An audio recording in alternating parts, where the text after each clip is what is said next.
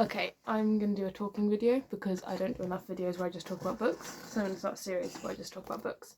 And today I'm doing Howl's Moving Castle because it was one of the books that got me into reading, and I truly believe that you are never too old for this book because there's so much going on, it's so entertaining, it's just pure fantasy, and it's amazing. There's a little bit of romance, but like it's not heavy on the romance.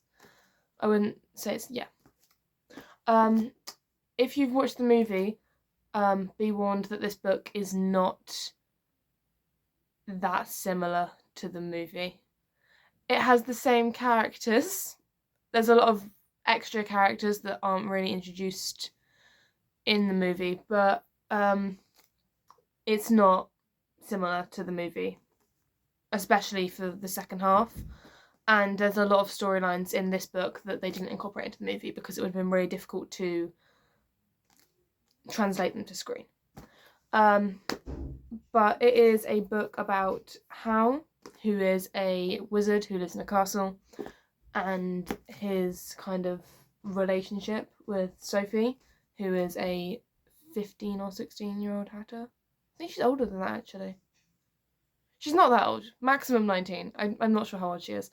And she gets turned into an old lady and kind of has to go out and seek her own fortune, which is something that goes against the grain of society in this book because it's the oldest child is like the one that will inherit the business, then the middle child will go on and have a wonderful family, and then the youngest will be magical and successful and blah blah blah.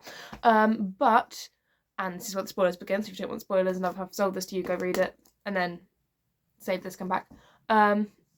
But Sophie has magic, but she doesn't know she has magic. But she talks to items, especially the hats at the start of the book.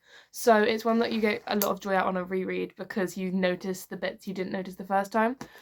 But at the start of the book, she's talking to hats and she's like, you're going to make someone so happy. Someone's going to fall in love with you. And it actually happens because she's talking life into these things. She has the stick that she uses and she basically turns it into a magic wand by accident. And also Turnip Head, she like gives him a bunch of magical powers, which is super cool. Because she's scared of him, which is quite funny. What else?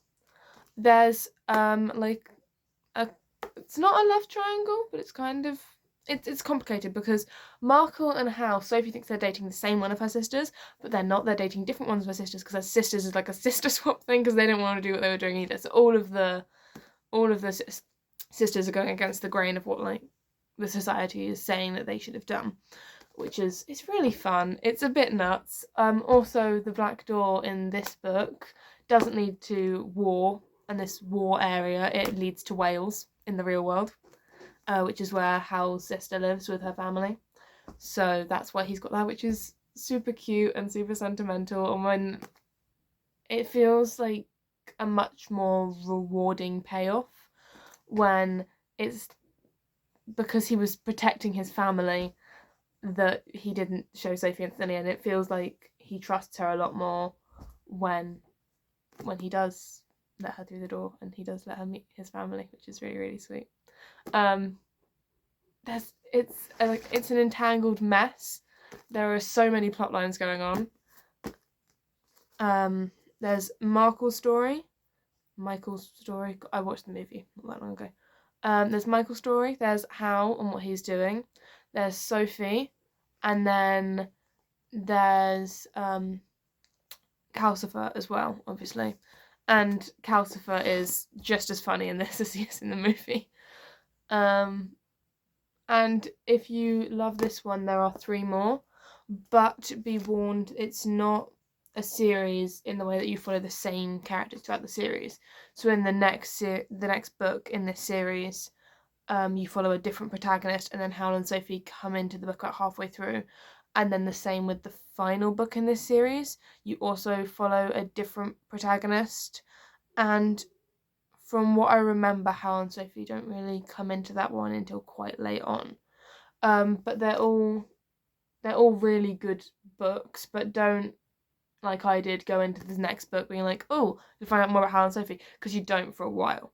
But they are all super good quality, amazing books that I can't recommend enough.